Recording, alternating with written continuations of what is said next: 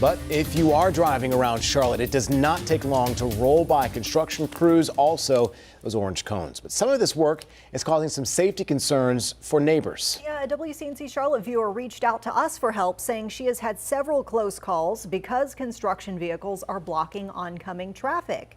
WCNC Charlotte's Julia Kauffman shows us how Charlotte's Department of Transportation plans to help.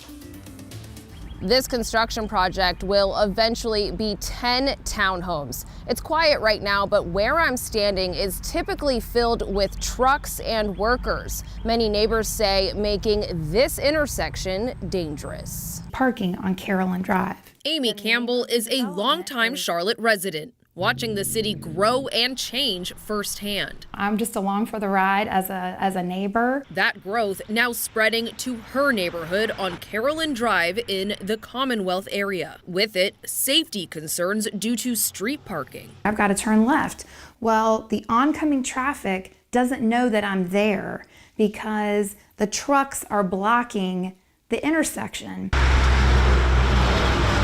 Neighbors driving by echoed Campbell's concerns, pointing out that it's illegal to park within 30 feet of a stop sign. It's a safety hazard. Campbell has complained multiple times to the city. She responded to that on the 19th. CDOT says parking restrictions can be installed to maintain safe sight distance near intersections, but that process takes at least 2 months. We're just not getting any help from CDOT. She worries the safety problems will persist when the project is complete.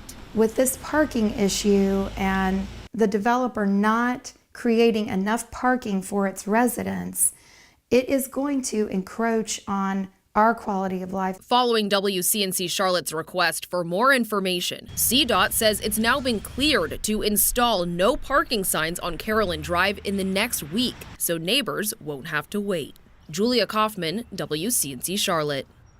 Now, you just heard in Julia's report Campbell's concern that lack of parking in the development will lead to future residents parking on the street. And it is something we see across the city where projects offer less parking to make more room for more housing. But we wanted to verify this. Does the Commonwealth development meet parking requirements? So let's go ahead and verify. Our sources here, we have the site plan for the Commonwealth development, and then we have Charlotte's Unified Development Ordinance, or UDO as it's called shorthand. This essentially maps out the city's zoning rules. We have a look at the site plan here. So you can see there are 10 units. They're each outlined in red, and then each unit has a 1-car garage. And then you can also see, as we kind of zoom out here, there are also 6 parking spots. There's also 1 accessible spot if someone were to need that, for a total of 17 spots. Now let's go ahead and look at the Unified Development Ordinance. Parking falls under Article 19. And so we are seeing these townhomes are considered multi-family attached. And then as we zoom in here on the minimum requirements, we see because of that, the complex should have 1.5 parking spaces per unit.